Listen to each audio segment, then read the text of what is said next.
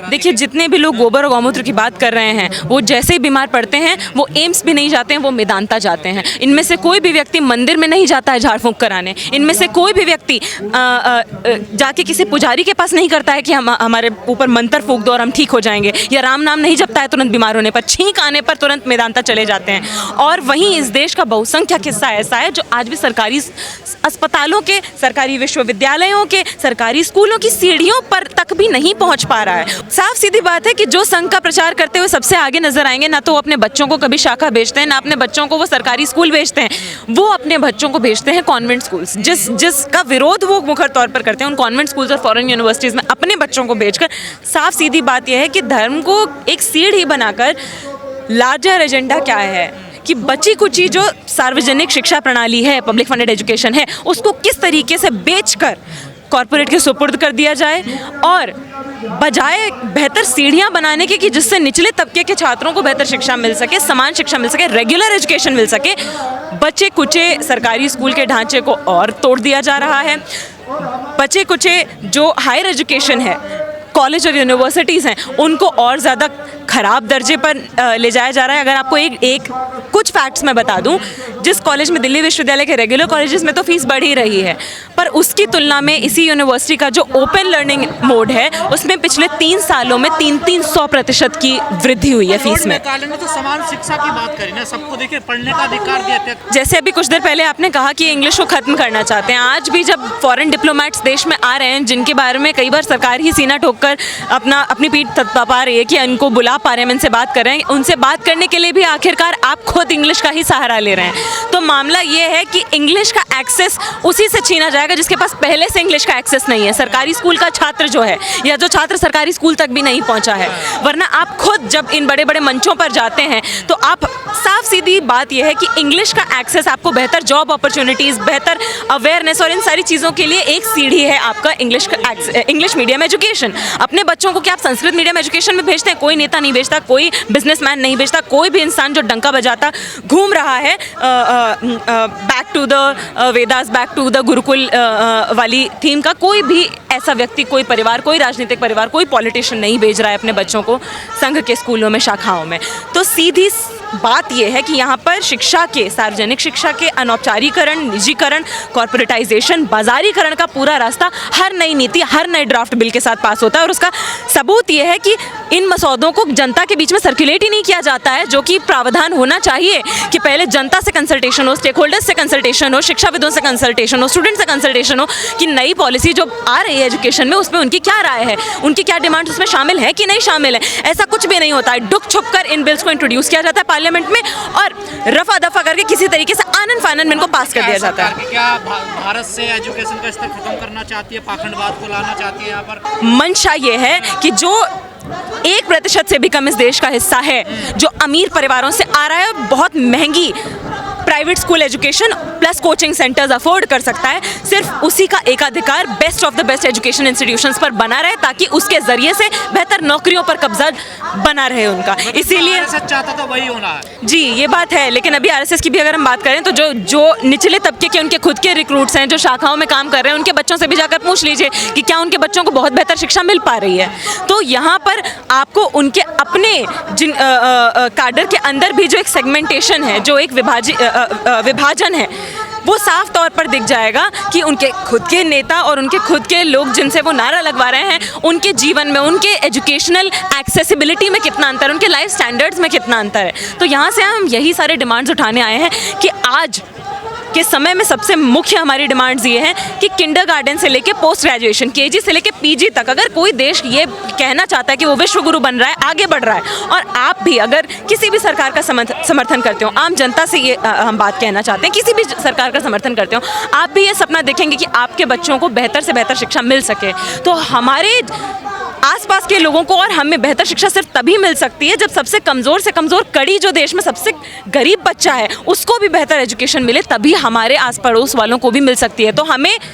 जो हमारे विशेषाधिकार हैं, प्रिविलेजेस हैं, उनको सबका अधिकार बनाना पड़ेगा। तमाम लोग तो बेहतर सुविधा शोभा यात्रा में देने में लगे पड़े हैं बच्चों को, कि वहाँ कैसे अच्छी सुविधा मिले शोभा यात्रा में जाने के लिए। देखिए, विषय पर बात करना चाहती है जिससे भटकावे और भड़कावे की राजनीति हो सकती है। सरकार असली मुद्दों पर कभी भी बातचीत नहीं करना चाहती है और इसी का नतीजा यह है कि आज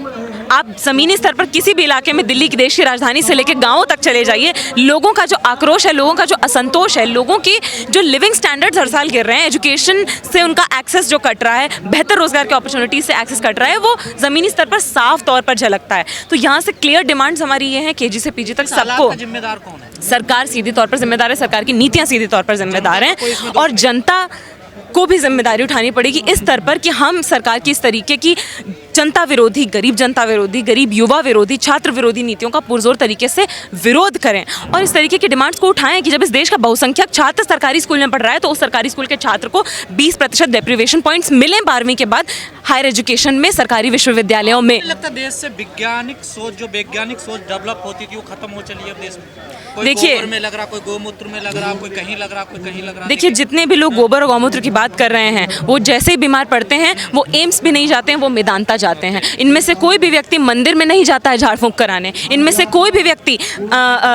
जाके किसी पुजारी के पास नहीं करता है कि हम हमारे ऊपर मंत्र फूंक दो और हम ठीक हो जाएंगे, या राम नाम नहीं जपता है तुरंत बीमार होने पर, छींक आने पर तुरंत मेदांता चले जाते हैं। और वहीं इस देश का बहुसंख्यक हिस्सा ऐसा है जो आज भी सरकारी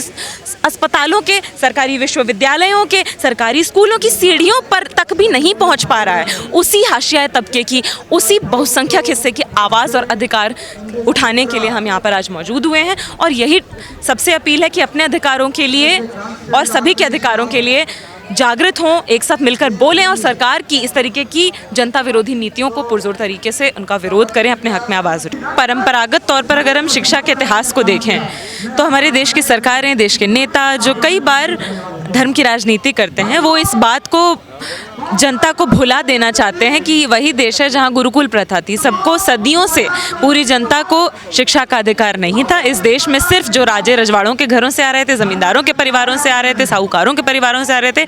बेसिकली किसी भी काल में जो अमीर वर्ग से आ रहे थे उनको ही गिने चुने लोगों को अधिकार था कि वो पढ़ सकते थे। तो अंग्रेज़ों के ऊंची जाति सवर्ण लोग साफ तौर पर जो तबके डोमिनेंट कास्ट से आ रहे हैं, और सिर्फ कास्ट की भी बात नहीं है, जो संपत्तिवान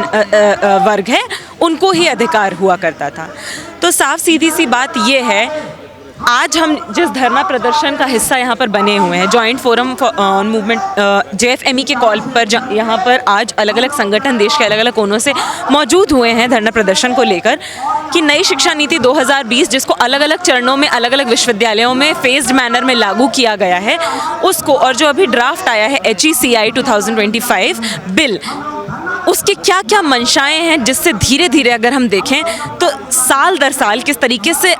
लाखों करोड़ों छात्र हर साल स्कूली शिक्षा से और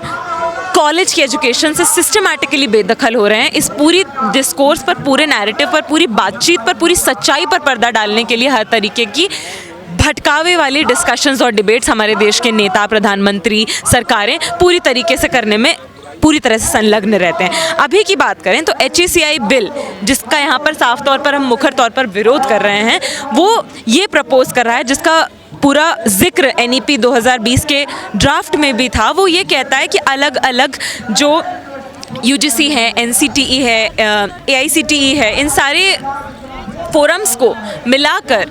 एक सेंट्रलाइज्ड एजेंसी बना दी जाएगी जिसमें कि स्टेट गवर्नमेंट्स का, स्टेट यूनिवर्सिटीज़ का, जो देश के अलग अलग, हमारे देश की विभिन्नता जिसको एक ताकत माना जाता है, उस विभिन्नता को दबाकर एक सेंट्रलाइज्ड बुलडोज़र चलाया जाएगा कि जो केंद्र कहेगा उसी की सुनी जाएगी। और उसके पीछे सबसे महत्वपूर्ण, क्या सरकार चाहती है शिक्षा का पूरा धार्मिकरण करना?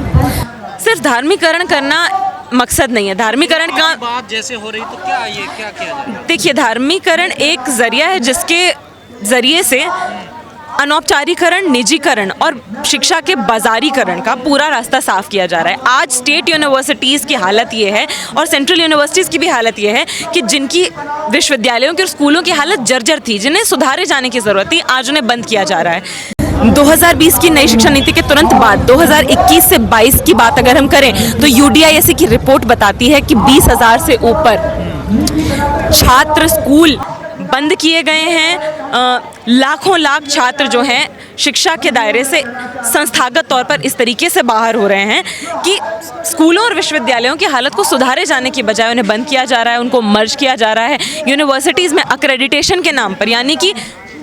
जिसका क्रेडिट स्कोर ज़्यादा है, अगर जिसका अक्रेडिटेशन ज़्यादा है उसको फंडिंग मिलेगी। इस पूरे साइकिल में पब्लिक फंडेड यूनिवर्सिटीज़ जो हैं, केंद्रीय विश्वविद्यालय हो चाहे स्टेट यूनिवर्सिटीज़ हो, उसमें किस तरीके से कॉर्पोरेटाइजेशन को प्रमोट किया जा सकता है, किस तरीके से कॉर्पोरेट सेक्टर का इन्वेस्टमेंट बढ़ाया जा सकता है, फीस बढ़ोतरी जो कि लगातार हो रही है उसके नतीजे से, और सरकार का खर्चा जो शिक्षा पर होना चाहिए उसको किस तरीके से पीछे खींचा जा रहा है। वंचितों को शिक्षा से दूर करने की पॉलिसी है सरकार की। साफ तौर पर आप अगर केवल बजट उठाकर देख लें हर साल का, तो शिक्षा पर जो खर्चा होना चाहिए, जनता की डिमांड रही है कि कम से कम बजट का 10वां हिस्सा अगर शिक्षा पर अलॉट हो, या हर साल हम कम से कम ये भी देख पाएं कि पिछले साल से ज़्यादा बजट अलॉट हुआ है, तब भी हमें एहसास हो कि हाँ शिक्षा पर किसी दिशा में सुधार हो रहा है। हर साल बजट कटौती होती है शिक्षा में, हर साल स्कूलों से बच्चों का जो ड्रॉप आउट हो रहा है, और स्किल इंडिया के नाम पर बच्चों को उल्टे सीधे कोर्सेज, स्टूडेंट्स को, युवाओं को उल्टे सीधे कोर्सेज सस्ता मजदूर बनने के लिए इंट्रोड्यूस किए जा रहे हैं यूनिवर्सिटीज़ में। साथ ही साथ सबसे बुरा हाल है पत्राचार माध्यम के छात्रों का। एक देश जिसमें पहले से ही गरीब छात्रों का सबसे बड़ा हिस्सा, सरकारी स्कूलों के छात्रों का सबसे बड़ा हिस्सा 8वीं के बाद ही ढकेल दिया जाता है सरकारी शिक्षा के दायरे के बाहर, उस देश में कहा जा रहा है खुद पढ़ो खुद झेलो।